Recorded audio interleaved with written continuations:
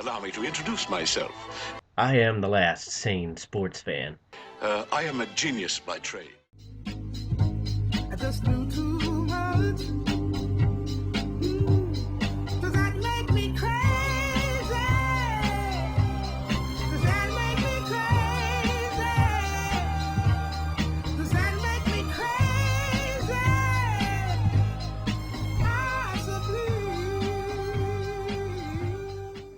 Hello everyone and welcome once again to The View from the Midwest. Well, we have a Monday edition today. Got a couple things we want to talk about, but the big topic that I wanted to talk about today is kind of a general thing that's just kind of bugged me in terms of the NBA, because the draft happened a little while ago, and afterwards Jahlil Okafor, who got drafted by the Philadelphia 76ers, said some words. But first of all, let's focus on the Philadelphia 76ers just for a second. What are you guys doing? I mean, obviously they felt the need to take the best available player with the number 3 pick. But they took Jahlil Okafor, who's a center. They took Joel Embiid last year, who's a center. Prior to that, they took Nerlens Noel, who's technically a center. Later in that same draft, after taking Jahlil Okafor, they took another center. Are they going to try to put out 5 centers? Or, I mean, eventually you're going to have to start trying to trade some of these picks. I mean, Joel Embiid, unfortunately, is looking like he might be the next Greg Oden. He sat out the entire year last year, and then was, for some reason, happy that they picked Okafor. Now, I understand if you're trying to be the consummate team player and everything, but the guy's trying to take your position, my friend. I mean, you need to have a little bit of concern about that, unless they try to push Okafor towards more of a Tim Duncan type position, to where, yes, he's really a center, but they list him as a power forward, and maybe you go with kind of a Twin Towers kind of thing when they had Duncan and Robinson. But we don't necessarily know that Embiid will be able to play. We don't necessarily know what Noel is going to be able to do. It's just kind of odd to keep drafting these centers if you're the Philadelphia 76ers. But we'll have to see what they're planning on doing. Maybe they're looking into trading some pieces, trying to get dumped salary. I do believe the NBA now has a rule. I think you can only do it with 1 player a season, but basically you can cut them without any kind of real financial penalty. So that'll be interesting to see. One of the other things to touch on, though, is Okafor, in his press conference, basically said that what it all boiled down to was big men equal championships, and that's why it was smart for the 76ers to draft him.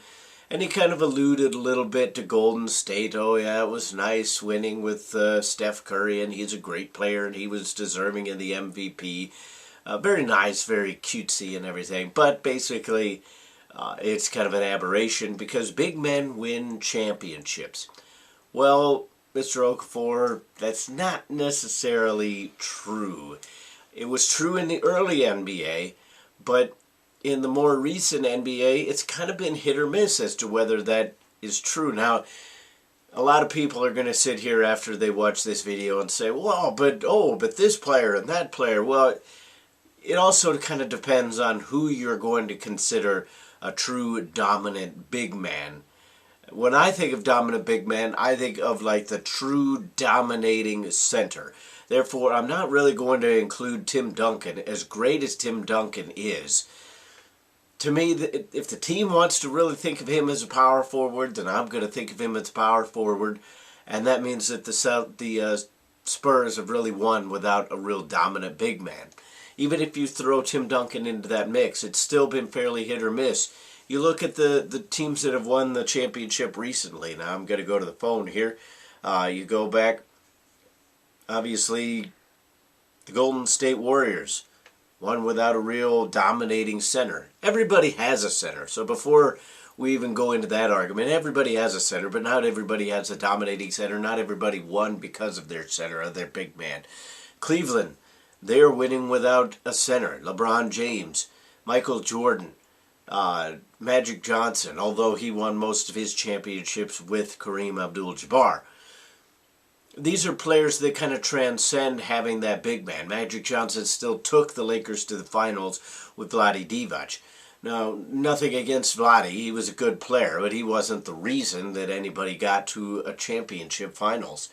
The Miami Heat, they won without a big man. I mean, Chris Bosh is an excellent player, but he wasn't the reason that they got that far. Dallas Mavericks, Dirk Nowitzki, again, he kind of falls in that kind of Tim Duncan category. Los Angeles Lakers, they won basically because they had Shaq and Kobe. But not really since Shaq, God rest his soul. I'm not dead. Yeah, he says he's not dead. Yes, he is. I'm not. He isn't? Well, he will be soon. He's very ill. I'm getting better. No, you're not. You'll be stone dead in a moment. My apologies. Has there really been that just hardcore dominating big man? So it's been quite a few years since really anybody of that caliber has taken a team to the championship. Boston Celtics, I kind of think you have to put Kevin Garnett in there a little bit. San Antonio Spurs, as I said. Miami Heat, again, no real center. Detroit Pistons, not really, no. The Lakers, again, they won with Shaq.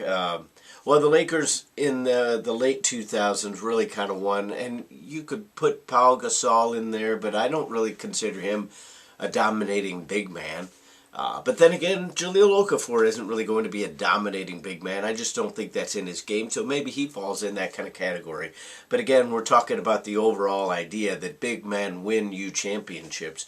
The Lakers were kind of a gray area there. San Antonio Spurs again. Chicago Bulls, Michael Jordan won all those championships. You could put Scottie Pippen in there if you want in that argument.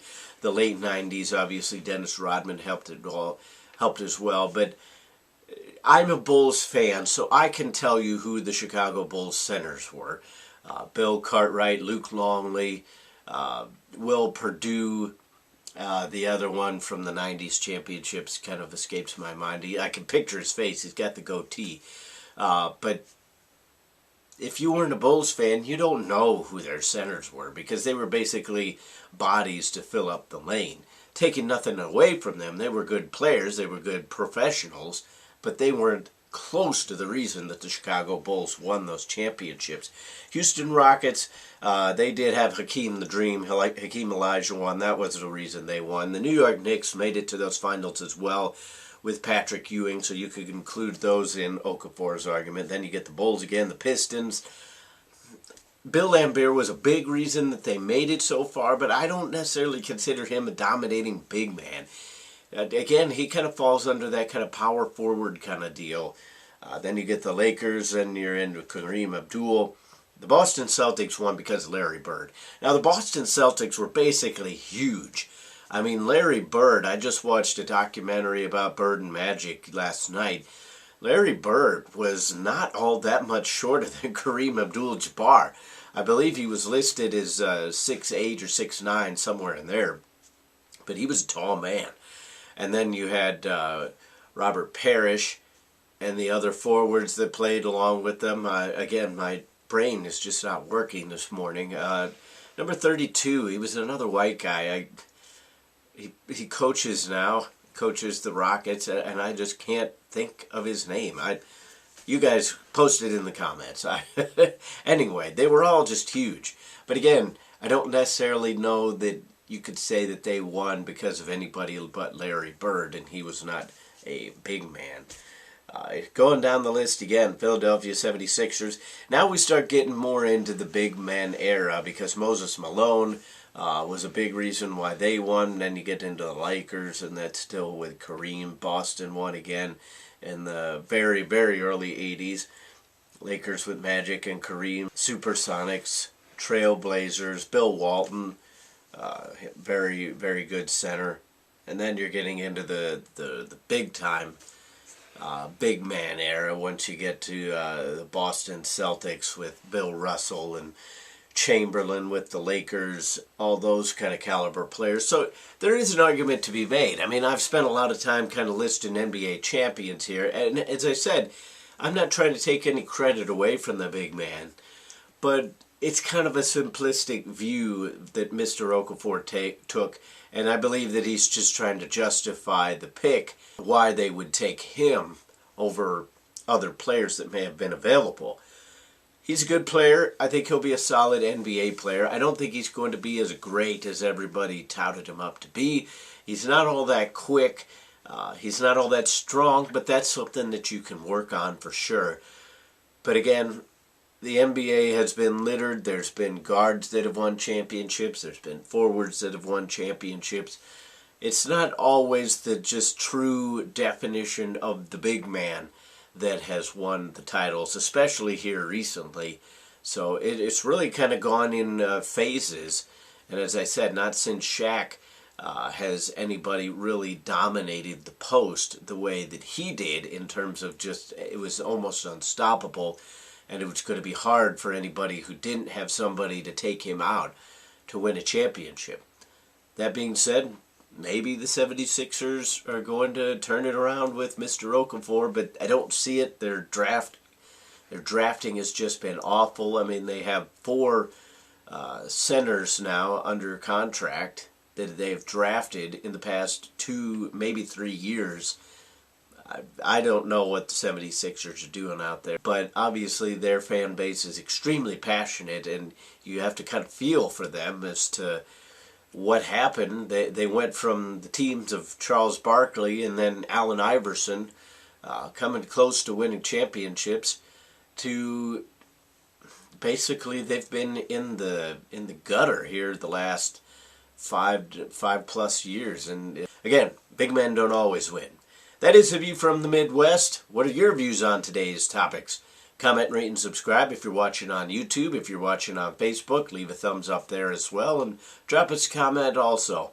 But until the next time, I'll see you then. I remember when I lost my mind. There was something so pleasant about that place. Even your emotions have an echo, and so much